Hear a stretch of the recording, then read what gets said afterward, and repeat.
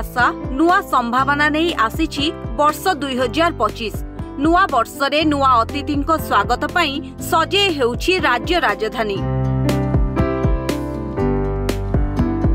वर्षर प्रथम कार्यक्रम रहिछि प्रवासी भारतीय दिवस।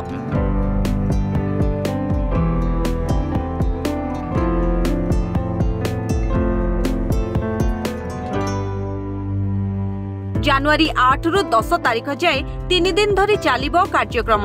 प्रथम थर पई ओडिसा रे अनुष्ठित हेबाकू थिबा प्रवासी भारतीय दिवस रे अतिथि किबळी ओडिसार संस्कृति परंपरा को अति पाखरु देखिबे से नै व्यवस्था करा जाउछि।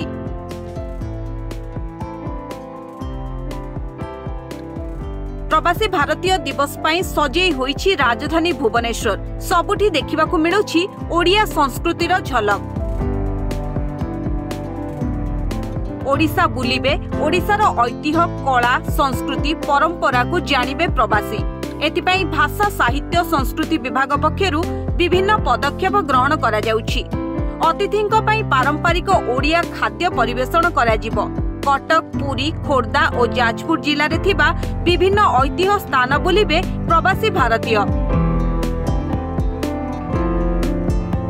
ओडिशार चलणी, ओडिशार रंग ढंग जहाँ खाद्य ठारू आरंभ करी संस्कृति ठारू आरंभ करी ये सबको प्रदर्शन करा जमी ओडिशार कला संस्कृति सम्मान ऐतिह्य जहाँ अच्छी सेथिपई रेस्ट रूम, हेल्प डेस्क सहित गाइड्र मध्य व्यवस्था करा जाइछि। प्रथम थर पई ओडिसा रे हेउथिबा एही कार्यक्रम रे 7,500 डेलीगेट्स जोग देबार कार्यक्रम रहिछि।